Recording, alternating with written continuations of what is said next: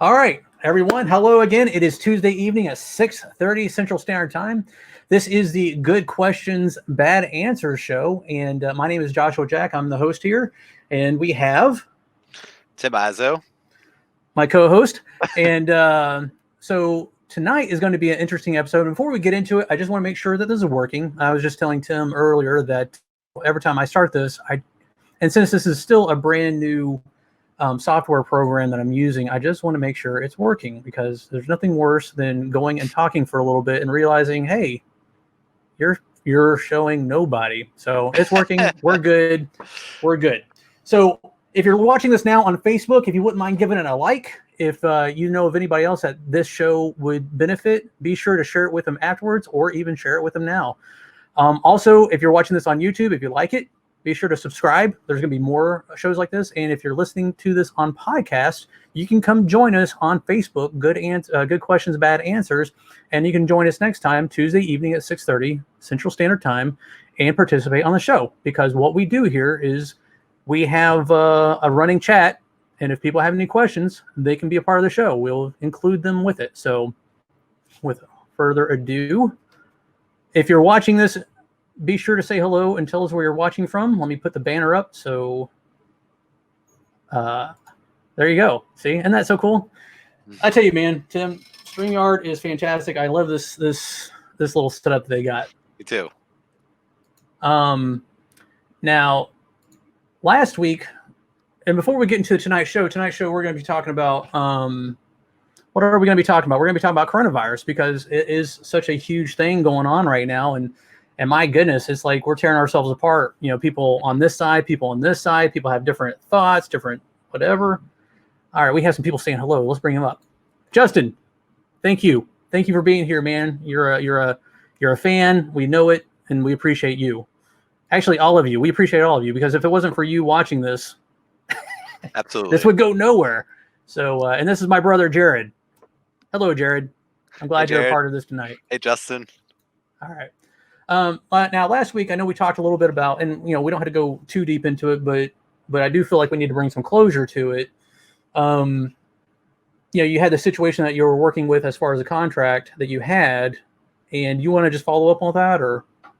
Yeah, I mean, we ended up parting our ways, but it was a huge learning curve for me, and it kind of like things that I already felt like I knew. It reinforced why I should be doing them. And so it was kind of a great experience on that level, as much as I wanted it to work out. But like, always get something written in the contract. And if you can, try to get a lawyer to go over the contract so that you can make sure it's fair for you. By me doing that, I protected myself. When obviously they wanted to break the agreement, I had certain precautions set up that would make it a little bit more difficult for them to just break off the contract without any kind of real reasons why. And so that just reinforced that I need to do that.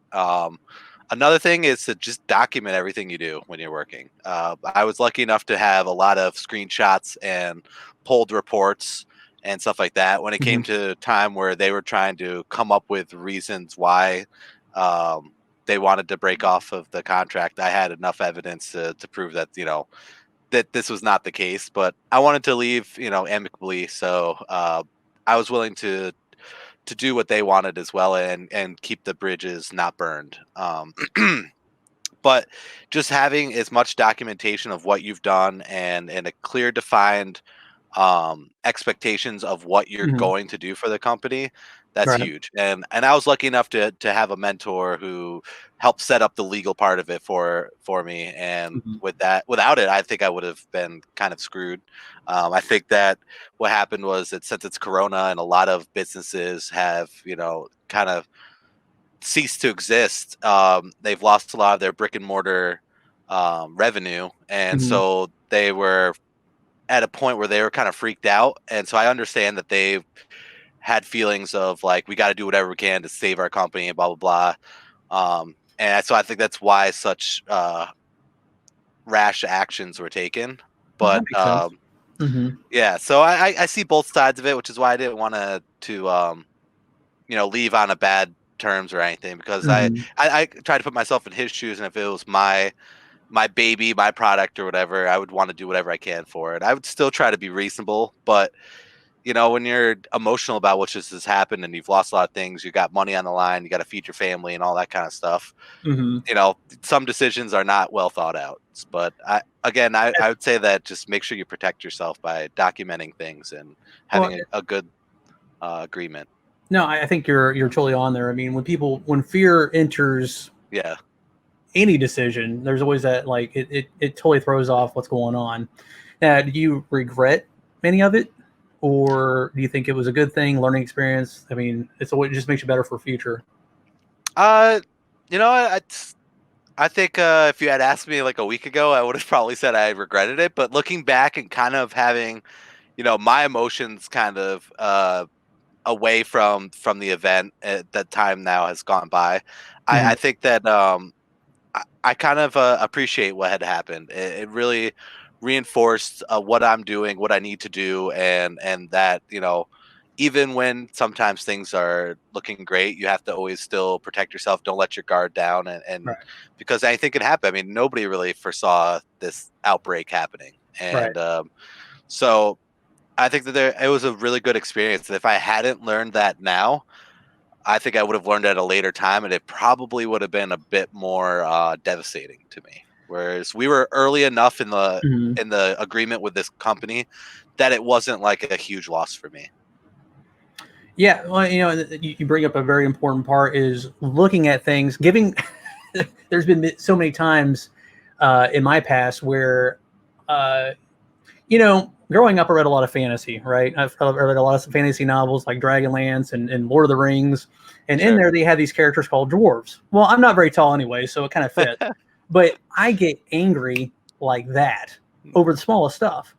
But which can cause a lot of problems, because if Absolutely. you react immediately and you don't take time to think about the overarching goal, then so it's kind of like, you got to take time, and then you put yourself in a better position to be able to see the good, because everything you go through is good. And I think I told you this past week, and I don't know. And folks, I know that we have some topics we want to cover tonight, but this is such an interesting thing and something I really want to hone in on. I wrote something earlier this week about, life is kind of like, the locksmith, right? The different experiences we go through shave off and take that key. They take the blank slate key. They cut off the different indentions, whatever, and that's what life experiences do to you. So you can fit that perfect lock at some point in the future, and then that's basically life, is trying to find that perfect lock that we fit into. And Tim, it sounds like with your experience, you just had a big chunk cut out of that key, but Yes, I did. you're going to fit into a perfect lock at some point. Exactly. And that's something that I found out just through life, is like just repeating certain things and going through obviously up and downs and all that stuff. That I found that like it was better for me to take a more, if I can. I mean, I was very upset at the way that it went down. But like if I could take time to try to really assess what's going on instead of being all emotional about it, then I can figure out what's best for me from it, and Mm-hmm. instead of just kind of going out and destroying myself, because there's a lot of an emotional toll Oh, I'm when sure. you get worked up about stuff and then you take actions that you regret and all these other things. So I tried not to do that, because in the long run I can get more from it that's positive for me. Right. Yeah. At a certain point, you do have to make a choice on what you're going to focus on, whether the good or the bad, Yeah, because life is plenty of both. it is plenty of both. Real quick, we got Rocco Lorenzo, who is actually not his real name, but I worked with him in Afghanistan. Really good guy. My wife says hello. Hi, honey. I'm glad that you're here. And then we have Carolyn. She's going to come back later. Her child is doing Spanish, and she is from Southern Illinois. And then Daniel. Daniel, welcome back, man. We know that you're a fan of the show, and we appreciate you being here. Okay, so tonight we're going to talk about coronavirus, because obviously, like we're talking about earlier, It's a big thing, and a lot of kids are at home. I've been reading a lot of different news this past week about schools being shut down for the rest of the year, and some of them being shut down earlier, some being shut down later. A lot of people are doing online course or online teleconferencing with their teachers. Some aren't. Some are just doing the homeschool brand new, and I see the frustration all across Facebook, and I'm like, you know what, this is an important topic we need to touch on, because there's some awesome resources out there that I have found that I wish I had when I was a kid, because there's some subjects that I just sucked at, and it would have been nice to have a third party that I could have utilized to help me get over it. But Tim, what did you find? Did you find? I found some stuff. I wish I had dove a little bit deeper into it. But it seems like a lot of companies are adapting to this, and they're transitioning a lot of their stuff onto online for like schools, for that kind of resources. I found that I think Acer put together a table of learning tools that's supposed to be as good as like Google Meet, Microsoft Teams, and Zoom. And so I think that they've created a program that's going to allow people to, like, teachers to connect with their kids, and I think that that's huge. That a lot of these teachers are still willing to get online and try to teach some of their classrooms if they can. It seems like there's a lot of resources out there. Like there's this one Academy of Active Learning in Arts and Sciences. They've kind of taken a roadmap to show people how to incorporate all this stuff into online. And then another one that I found was they have Achieve 3000, which it's offering free access to their resources for literacy instruction. And it's got like a bunch of nonfiction articles and different level readings that people can whatever level your children are at, they can read certain articles and learn about science or stuff that's going on in the world. That's pretty good. And it kind of goes back to what we were talking about last week. People going to school for what, right? Yeah. And something I found, and something that here again, I was a C student when I was a kid, but I always had a love of learning. So the subjects that I might have took at a certain time didn't really connect with me then, but now, man, I love learning. I love learning about anything, everything. And by the way, if you're watching this now or in the future, and if you want to reach out and offer some more resources, we'll be sure to put those into the show notes in the future, or we can talk about whatever resources you have right now on the comments. Daniel says, I wish I could keep my kids home and homeschool them all the time.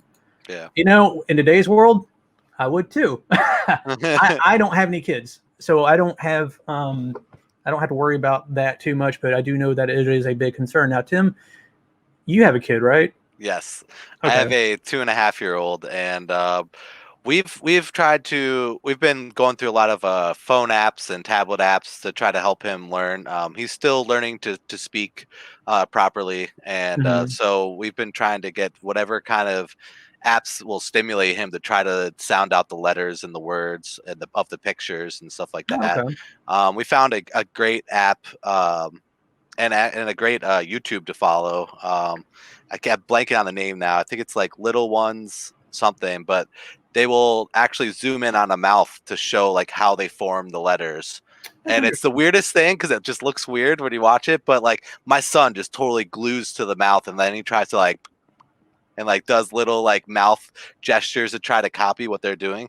I think that's been very helpful for him, just because he sees how we make the sound, and in his head he thinks it should just happen for him. Right. But when he sees how someone else is doing it, like a zoomed in lip thing, he starts to try to do it himself.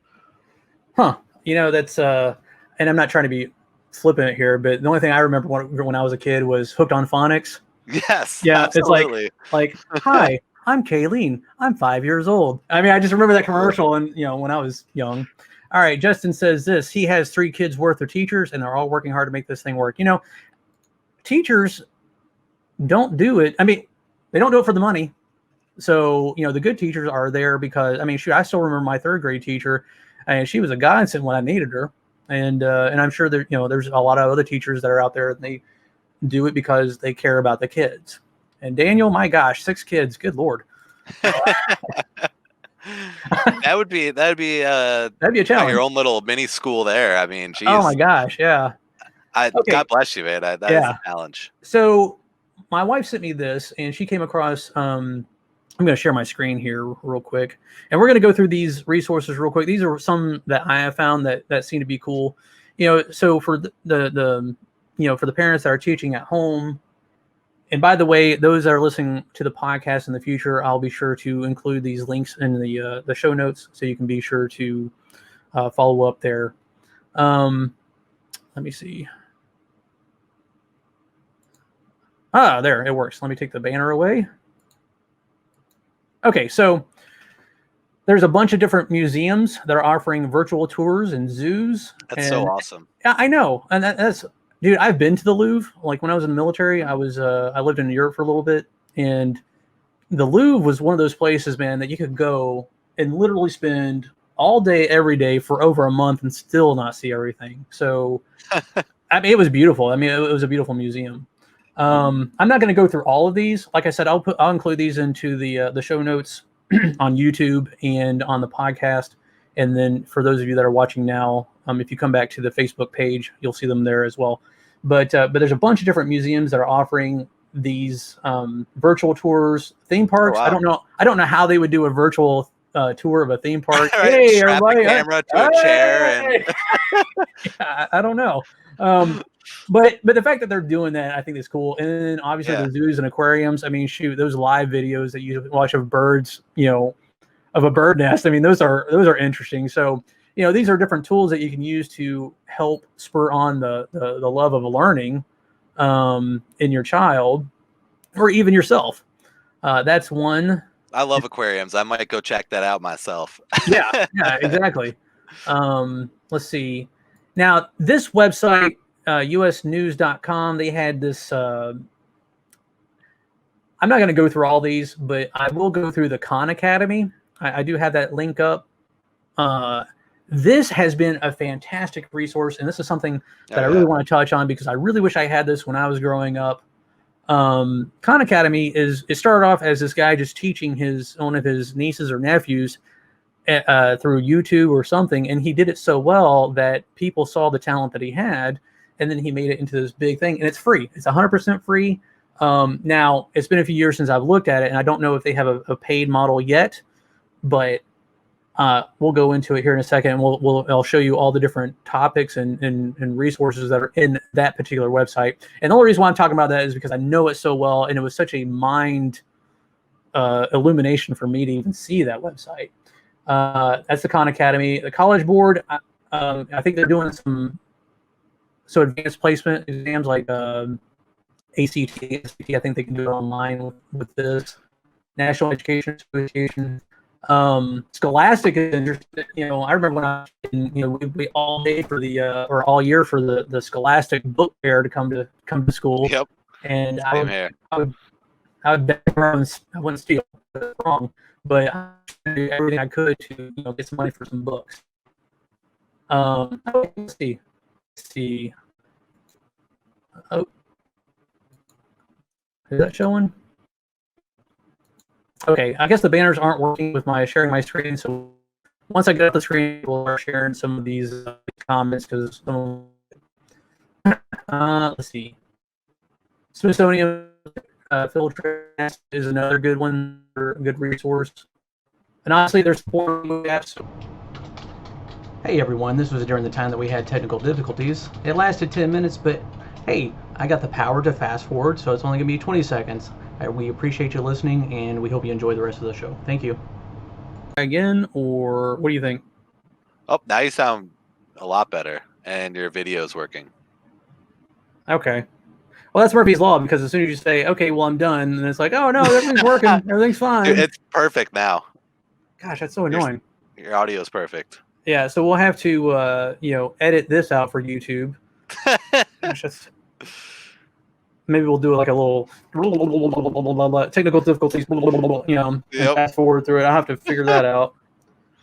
Gosh, that's annoying. I'm sorry, guys, but thank you for being kind, and thank you for supporting us. Because like I said, without you guys, this show would be nothing. All right, so moving on.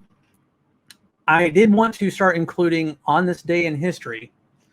And on this day in history, Rome was founded. Huh. In 17.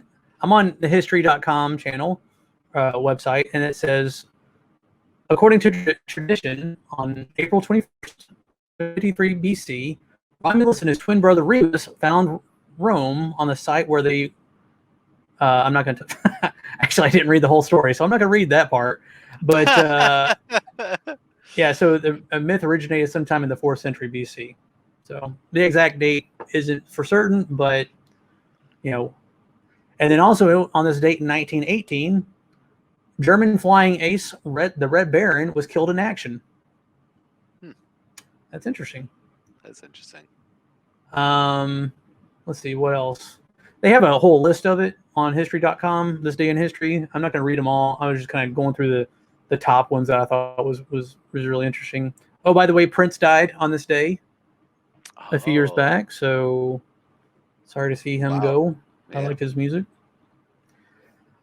All right. So Daniel says, yeah, you're back and we can hear you. That's even better. Benjamin hops in. He says, hello, but he has to keep her. Well, Benjamin, it doesn't matter because you just missed a whole slew of technical difficulties, but hey, that's okay. And then obviously, once we do upload this to YouTube, we will include links in the channel where you can just go right to the different. Actually, that's something I haven't been writing down the different. The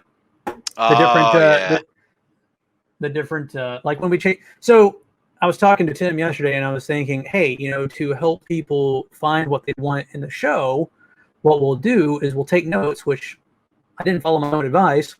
We'll take notes, and we'll write down the time because I have a time thing on my side of how long this has gone. So that way, when I do put it on YouTube, I can put in hyperlinks within the description that will take you right to the video part because some people don't have the whole hour to figure out where things are. So, to make it easier for folks by having the different, topics laid out, they can just click on that link and it'll take them to that point in the YouTube channel or the YouTube video. So at least we'll do that. But talk about a left hook across the face, man. I was going strong. I was like all ready for this. And that just kind of like, I was starting to fire.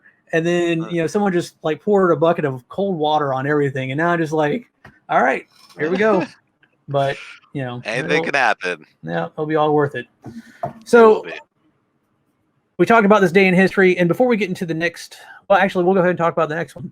Life after coronavirus. So this is definitely for, this is definitely for the audience. If you want to pop in here with your thoughts. Definitely. By the way, Daniel says, me and my wife's wedding rings have this print symbol on them. That's awesome. That's so unique. Yeah. I thought there was a joke I heard years ago where the guy wanted to change his name to money signs. And, his name would have been Ka-ching. Ka-ching. Oh, my gosh. I forget where I heard it. I saw it on a show or some comedy special. It was funny. But, okay, so scrolling back through so Daniel, I'm not using my headset as far as the mic. I actually have a separate mic, a Blue Yeti, and it's actually a really good microphone. So I don't know what the problem was with my mic, but whatever. Okay, so life after coronavirus, and the reason why I wanted to talk about this is, this is obviously pure speculation, but we saw back in the 1920s or the 1930s, whenever the Great Depression was. And that changed people going forward from there. I mean, I remember my grandparents, they were very stickler about saving everything. I mean, even down to the wrapping paper on presents. They didn't rip through stuff. They would Same with my grandparents. Very carefully unwrap it, save the wrapping paper, and reuse it, which it's not necessarily a bad thing. I mean, we are a consumer society and we just seem to throw away things. So I'm hoping that this instability, because, I've been in countries where life can change on a dime, and thankfully we don't experience that too much here in the States. But I'm wondering, and I'm kind of hoping that maybe this experience for society is actually a good thing moving forward, because they'll realize how fragile life as we know it is. Absolutely. I'm hoping the same thing. I mean, I think that this will really open up people's eyes as to what we took for granted. And a lot of that was just being able to go anywhere, do whatever we want, buy whatever we want, all that kind of stuff. And I think we lost some touch with how much process there is before we get all the stuff that we enjoy, whether it's, toys or electronics or food. There's a whole process of it has to be made and then shipped to you and then all those other things. And then, I think we also forget that there's other people we're sharing it with. And now with kind of the food store wars that are going on out there, it's like people are just buying too much, and then you're not letting a lot of other people share, toilet paper or whatever it is, or even food. Mm-hmm. And so I think that this will open up a lot of people's eyes into how delicate, like you're saying, things are, because we've just been in such kind of a bubble where everything was just kind of, happy, and we could do whatever we wanted, and our problems that we had were really so small in comparison. Right, and that's, I mean, even myself, I was never a full-on prepper before this, and I'm still not going to be a prepper, maybe. But, but this definitely has this has definitely made me appreciate maybe it's a good idea to have 3 months of food on hand, because they do have specialty services out there that do that. They you can buy them, and at least that's one less thing to worry about. My wife says this. My dad was born in 29, saved everything. Yep. Yeah, it's about with my grandmother. I think my grandmother might have been a little bit after, but she was the same way. She saved everything. And I thought it was the weirdest thing growing up, and now that things have done a full, I could see why she was the way she was. Right. Daniel says this, and actually brings up another point that that's huge. We could probably talk about this in a whole another show, consumerism versus, it's interesting. There's a guy that I work with, or I used to work with, and he brought up a interesting perspective, and why are divorces, and I'm going to be circling back to this, and it'll make sense here in a second, but he was saying that why are there so many divorces these days? And if you think about it, we live in such a society that if something breaks, what do? You go buy a new thing. If this monitor that I'm using broke, I would go, if this camera that I'm using broke, well, I wouldn't fix it because it would cost me less just to go buy another one. Yep. And for a social, that would be an interesting social study, a social study of how does that affect us as far as dealing with our relationships and those around us. If something doesn't work, instead of taking the time to actually learn to fix it or to make it better. The past generations, the ones that had to live through tough times and actually had to save and make things work out. Well, a lot of those relationships worked out because they made it work out. And so I know that's kind of a long, a long way around to get to, across the street, but it's interesting. It's just a different thought. I think that brings up a lot of good points. I think that I know that they've done studies, and our attention spans now are 10 times less than they were a few hundred years ago. And I think that kind of goes with what you're saying. When something's kind of broken, we lose, interest in it, and we go on to the next new thing. And I think that unfortunately happens with a lot of relationships these days. Right. But tying this back to coronavirus, since that's the topic of tonight, I think it's one of those things that hopefully will wake people up into kind of getting back into some sort of self-reliance. And that's something else that I think would be interesting is, back in the day, I mean, a town was very I can't even talk tonight. A town was very self-sufficient. You had the market, you had the farms, you had, old man Winters that owned the dairy farm, and you had, whatever. And so a town was very self-sufficient for the most part, except for the bigger drugs or whatever. But now we don't see that. Now, I mean, at least I don't know. Maybe I could be totally wrong. It's just a thought. I think another thing that'll change is what we have, like you said, with preppers and all that stuff, what we pack in our, bomb shelter kits or whatever you want to call them. I think a lot of people are now realizing that they were not prepared, and and they didn't have enough, hand sanitizer and mask and those kind of situations. It's something I think that most people weren't worried about as much. So I think that like what we need to prepare for has changed. Yeah. Let's look at some comments real quick. Would like to think people would learn to conserve more and, like Daniel said, repair more rather than replace. Yes, we have. I mean, it's just right. One I'm thing going to be like Porky Pig here in a second. Yeah. One of the things I'm hoping that happens, and I think it's going to be such a small difference that it won't be very noticeable, is that I'm hoping a lot of the environment will recover from less of us being out there polluting, less of us being out there overfishing and certain things like that. I'm hoping that a lot of these people staying inside will give some sort of bounce back. Well, I mean, and we've seen it in Italy. Like, I know that I've read articles about, the canals in Venice are actually clear now, and that's almost unprecedented. Obviously the pollutions have the world satellite views of the different pollutions aren't there as bad as they were in different areas. Let's see. Daniel also says he wanted to learn to make a knife, so I taught myself how to build a forge and all the tools necessary to make a knife, and he gave one to his brother. Awesome.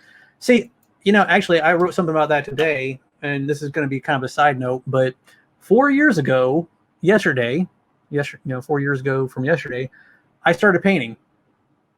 And the reason why I bring that up is because, just like Daniel, he wanted to learn to make something, and so he did. And look, now he has the skills and the tools, and he knows how to do certain things. And it's the same thing with, if you have the desire to do something in your life, or if you have the desire to want to learn how to make a knife or learn how to paint or whatever, time is going to happen regardless of what you do with your life. Absolutely. So if you take the time and learn different skills and things over time, well, 4 years later, you might not be able to make a knife for your brother or make a painting for your family, whatever, and that's the cool thing about the life that we live. We have and also going along with this coronavirus stuff, we have the time to learn something. I mean, not some of us have the time to be able to utilize this time wisely to learn something new. Let's see. So, do you have any questions, guys? Because let's see if this banner stuff will work. I don't want to. I'm so afraid now. I'm afraid to touch anything. It's like the planet's in alignment. I don't want to mess things up. Let's see. I think it'll be good. I think it was just a blip in the connection. Yes, a glitch in the system. You can ask some questions, but hey, remember when you ask questions, don't take our advice seriously. But there might be some tidbits of truth in there somewhere. And don't worry, we will be getting to tinfoil hat time here shortly. Okay, all right. So I was thinking about getting a gong, like a cymbal or a gong, and adding that to the show. As far as like, once we're done with the topic, boom, forever gone. But that's another idea I thought about, and maybe in the future we might have like the box of questions, like random questions that we can pull out of the hat and just start talking about. Maybe that's something else we can do in the future. But before we get into tinfoil hat time, and guys, remember, one second, I just saw a comment that pop up. Wait, Josh, you don't think we should drink aquarium cleaner? Listen. You can do whatever you want. I don't recommend it. I am not a licensed physician. Don't try this at home, guys. Otherwise, you too will be in an awkward moment of being on camera in front of God knows everybody. Anyway, real quick. So this is something I wanted to talk to the viewers that are watching this. My brother, he brought up an interesting thought, and he liked the ask hole. Now, there's a lot of different things to when people think of that word. It alludes to another word that I don't really want to, I don't really want to bring up on air, but so now we want to talk about, what do fans want to be called? And the reason why I bring that up is because you're a part of this, and I want you to, and I kind of talked about it this past week on the Facebook page, but I made a, hopefully this will work and it won't mess up. So I made, this little thing, and I was thinking, it'd be kind of cool to create shirts, and it'd be a, good way to advertise, and then also kind of create like this group that we're all a part of. Like, we're part of the Questionnaire Nation or the Asshole Nation. And the reason why my brother was saying asshole was because, let me take that off. Let me go back to this, because Lord knows I don't want to take any more bandwidth than I already did. Because, an asshole is basically a person that asks questions but do their own thing anyway. And that's not necessarily a bad thing, because here we ask questions because we want to get people's answers, but we're smart enough to do what we think is right regardless, right? So being an asshole isn't necessarily a bad thing. So what are your guys' thoughts? There's a couple of you still watching, so be sure to. So that's something that we would like to, maybe not tonight, but over time we need to hammer that out, because I would like to create some t-shirts. I am wearing another t-shirt from Brothers Jack, which is another business that hindsight is, I can't see that clearly either. And that's at brothersjack.com. Go buy a t-shirt. It helps pay for all this. Although there are technical difficulties, so that's right. Jared says this, and I've known him all my life, and he's always given me good counsel. But the choice is still yours. Counsel is good, but the choice is still yours. And that's the thing. It's like, because Tim and I, on something else that we like to do is, sometimes people reach out to us and want to talk to us about business. And so there's been times where we have consulted with people, or they've consulted with us, and we've given them different ideas and different thoughts that they can do to make their business better. But they're still going to do what they want to do. And that's fine. And that's the whole point of consulting, is like, hey, we'll give you our best advice, but you're still going to do what you're going to do. And that's okay, because, I think to be self-sufficient, you should have a little bit of fortitude to be able to follow through with whatever you think is correct. But anyway, at least that's my thought on that. I definitely agree. And I think that it's a blessing and a curse. I mean, you want people to do what's right, but not everybody knows what's right, and that's why there's the beauty in the diversity of people. And sometimes people just doing whatever they want to do ends up working out for the best, and it shows everybody else a lesson that they needed to learn. Well, and then also having the moniker asshole, it's gonna be a conversational starter. Like if you're wearing your shirt out, people are gonna be like, it's turning a negative into a positive, and then that way you can go around and say, heck yeah, I'm an asshole. What? Yeah, so I don't know. I mean, it's just one of those things. Like me personally, I like to keep things PG-13, and I don't like to refer to things. I like to try to, but then again, this isn't just my show. So, this is all of you guys, and gals, and I want everybody to be included in it. So something to think about, if you want to send an email, and remember, you can always send your questions, comments, or your, show topics you would like us to cover here at goodquestionsbadanswers@gmail.com. We monitor that, and going forward, we're going to try to have our shows nailed down by Saturday morning. So if you have a topic that you would like us to talk about, be sure to get it to us before Saturday, and we will, if we don't have a show already planned, we'll put it on for the next show or the next whatever. Eventually, I would like to have several shows mapped out over time, so that way, we always know what we're going to be talking about, and then that way we can kind of generate interest over time. Like, hey, next week we're going to be talking about this, because right now I have no idea what we're going to talk about next week, but I want to fix that.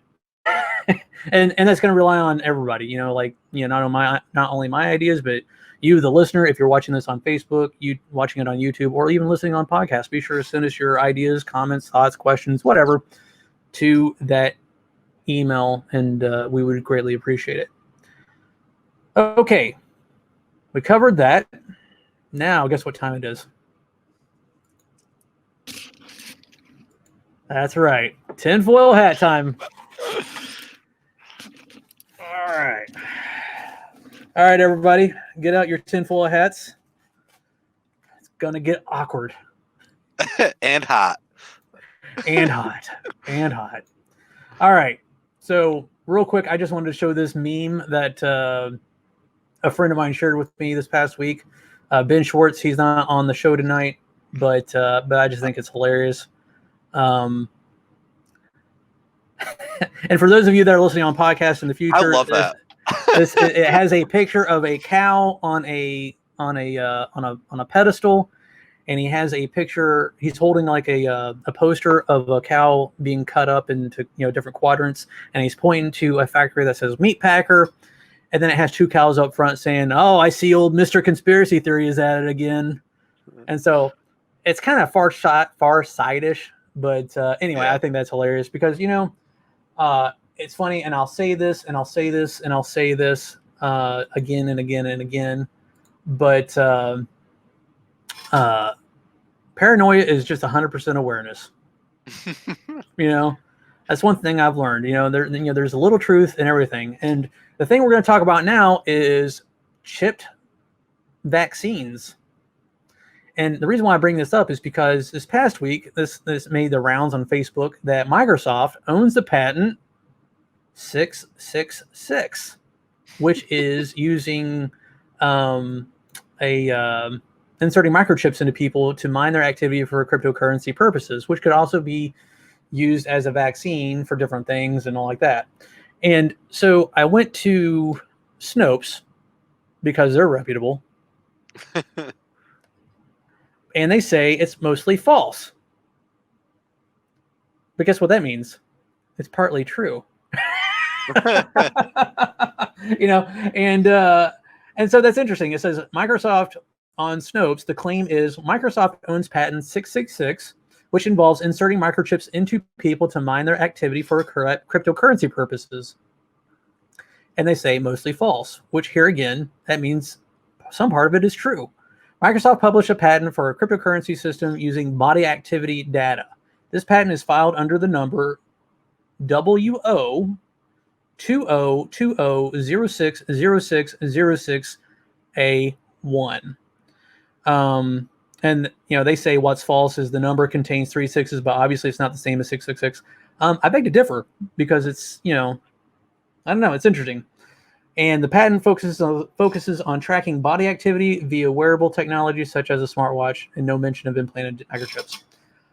But it's interesting though, because how much of us is being tracked. Like, I know for a fact that my phone absolutely tracks me everything I do. In fact, what's really strange is when I'm talking about something with my wife about a different topic, lo and behold, I start seeing ads for it.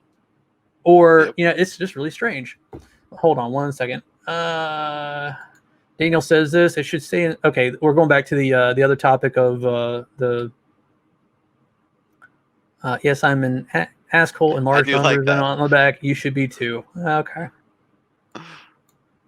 And 666 obviously is the mark of the beast. Yep. And then Jared says, poison and rat poison is only 1%. They'll still kill you. It's true. So that's interesting though, because how much data is being collected on people, and then you think about these chipped, and I'm not even talking about the Microsoft thing. I'm just talking about in general the idea of vaccines as a delivery source to put these chips in you. That's interesting. Like I know for me, I'm not interested because at least with my phone, even though I know I'm being tracked and I know that I'm being watched and all like that, the idea that I can put it down and leave it if things get bad, I can. But if I put something in my body, well, unless I start going in there and digging it out, and it reminds me of, did you ever see Running Man? No, not Running Man. There was an Arnold Schwarzenegger movie with Total Recall. Did you ever see that movie? Yeah. Yeah, and he had a tracker. Yep. In his thing, and I just remember that part in the movie where he's just like, and he's pulling it out, and it's disgusting. So, oh yeah, thank you. That comment. Yeah, Justin says we quit using our Amazon Echo. Yep, that's right. Definitely listens in, and there's so many times that because my wife has one. There's so many times that thing just goes off. Like I'll say something not even close to the name, and it just all of a sudden starts like trying to listen in, and I'm like, that wasn't even close to Alexa, or you know what I mean? Mm-hmm. But they're listening. Yep. Yeah, I saw a meme once, and it was kind of funny. It was something along the lines of, "Hey, the CIA is listening," and then they corrected it, like, "Yes, we are," or something like that. Like they corrected the comment because it was misspelled. It was just kind of funny, but all right. Daniel says, but chips are unnecessary. They can use your biometric combos to track. What do you mean by that? If you wouldn't mind, yeah, I was going to say there have been too many the chips. Yep. Daniel, if you wouldn't mind explaining that a little bit, when the biometric combos to track you now, like your DNA sequence, or do you mean something else? So yeah, I mean, it's just something to think about, like, as we go forward. And see, that's another thing that really kind of concerns me as we go into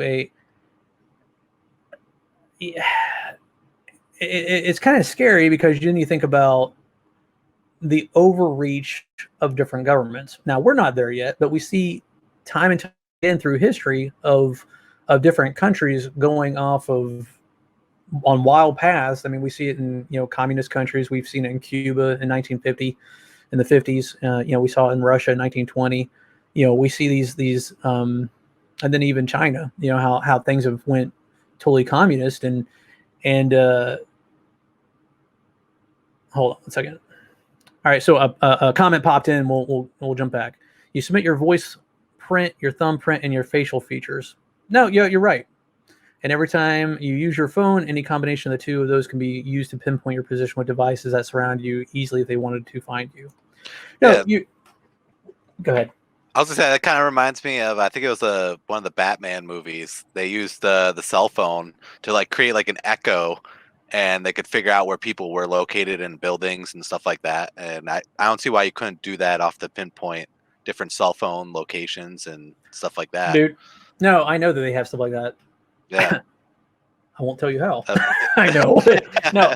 I mean, it's a good resource to use, especially when people are lost in the desert. I mean, so it's a tool, right? I mean, when there are, see, the bad thing about tools is they can be used for good and they can be used for bad. And it's really dependent on the user. And so, what could be started off with initial good idea, like, hey, you know what, we want to use Alexa to really help our end user to do whatever. But if someone else comes along and like, hey, that's great, now we can use it for this. That's not so great. And so that's what concerns me about moving forward with different technology and different ideas and different thoughts.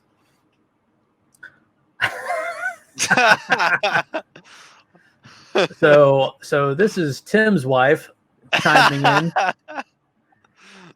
Tim, you love Alexa. Nobody true. Blues. Yeah, that's true. Fortunately, it's one of my embarrassing things. But thanks for calling me out on that. Is Blue Force still classified? Well, if you know about it, then probably not.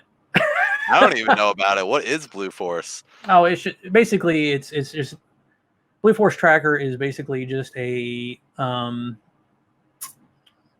don't know if it's classified or not. Should you not talk about it? I don't know.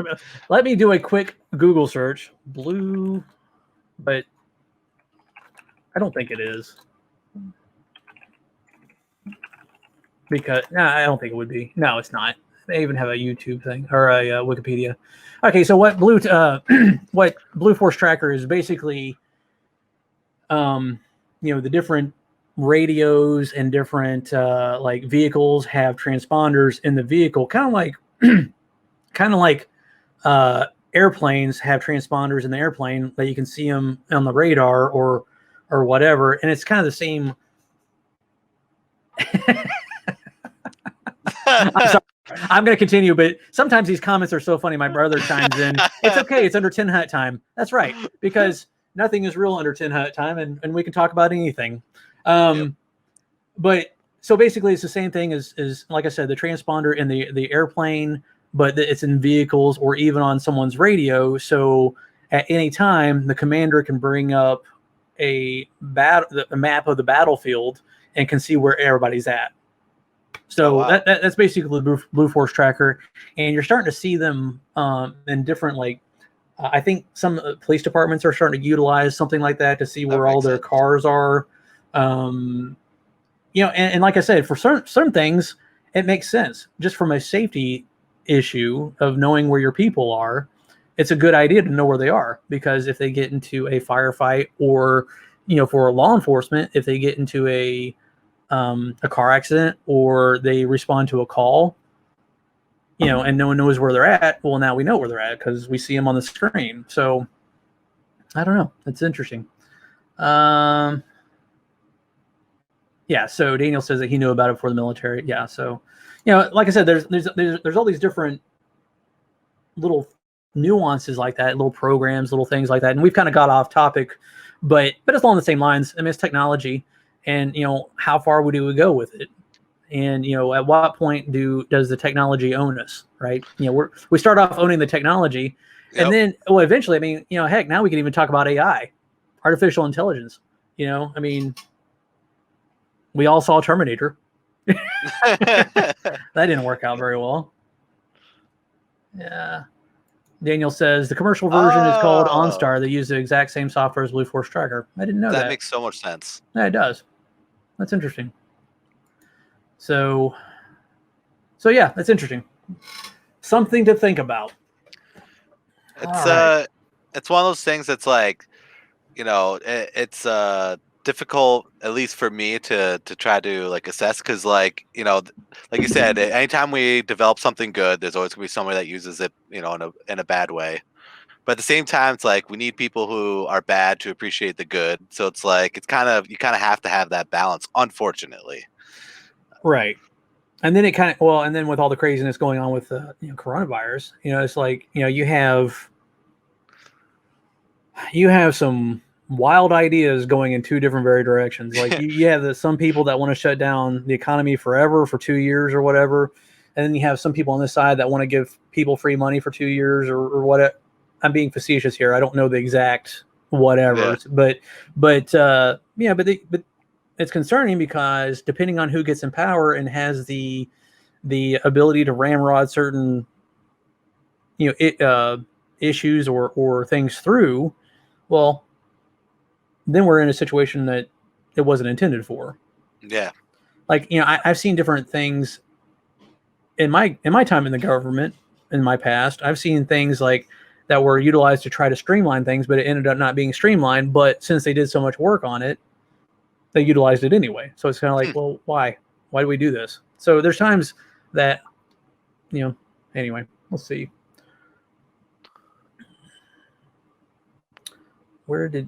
Okay, so Daniel's going to ask this question, and I'm not going to be able to know, where did anybody be okay with the Singapore model or the South Korean model? If you wouldn't mind expanding on that, we can talk about it, 'cause I'm not exactly sure what your response is.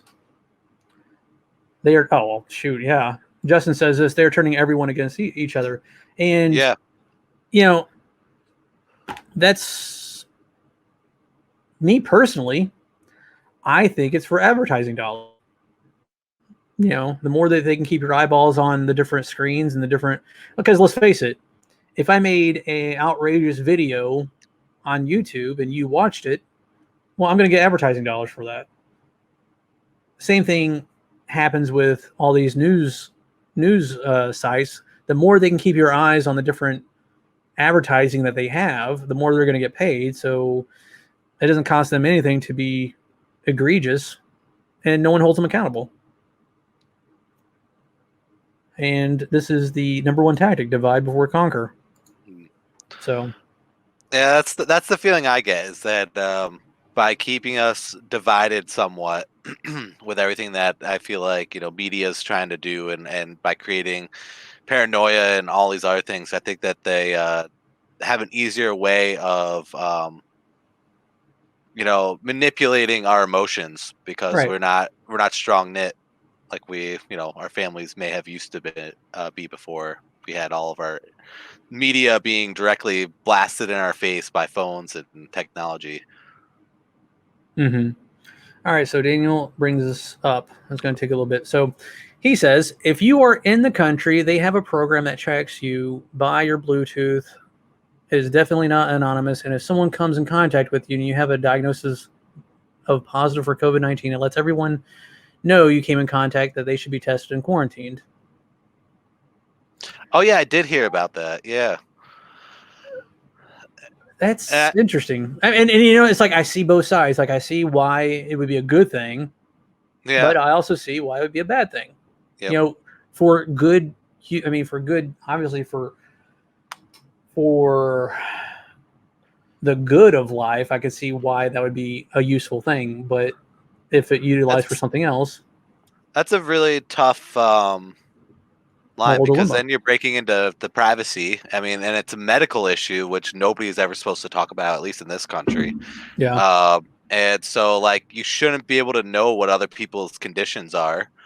And so for it to tell you, I think if like the government used it for itself to track the virus, I guess that's a little less, breaking the privacy, but it still is breaking, personal privacies, I guess, that people don't want. But I don't then know. again, I don't think anybody wants their government tracking them.